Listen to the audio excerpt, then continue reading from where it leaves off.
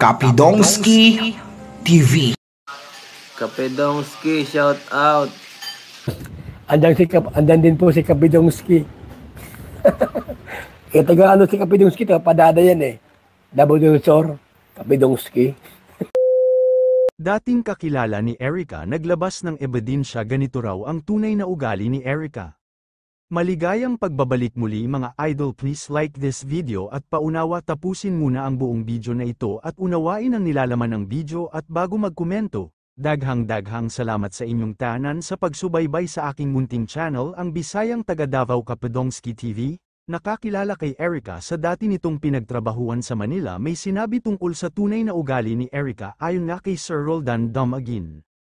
Para sa kaalaman ng lahat matagal ko nang kakilala si Erica sobrang bait talaga yan. Nagtrabaho yan dito sa Commonwealth sa Purified Mineral Water tagal ko nang alam na lesbian pero okay lang yan kasi may pinsan din ako na kagaya niya may GF din pero respetuhan lang natin. Good vibes na lang tayo Argel Fanatics ako kaya masaya na lang tayo sana. Tigilan na sana natin ang panghuhusga sa kapwa wala naman ginawa sa inyo mas kilala ko yan kisa sa inyo. God bless na lang sa mga bitter.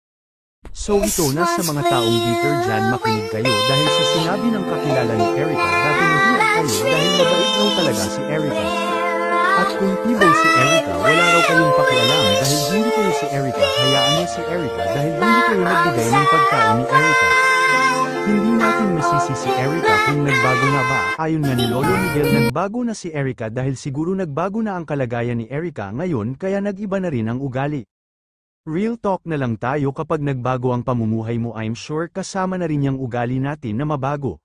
Kahit anong pilit natin na ganun pa rin ugali natin pero sa nakakilala sa ating siguradong yan talaga ang sasabihin nila na nagbago na ang ugali dahil nagbago na kasi ang antas ng kanilang pamumuhay. At ito nga sa share post ni Erica sa kanyang IG may patama sa mga taong bitter.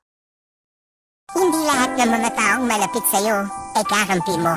Yung iba, paritang tao kunwari, concern sa'yo, pero palihim kang sisiraan sa ibang tao. Dapat mag-ingat sa mga taong plastic, inggit, at insecure.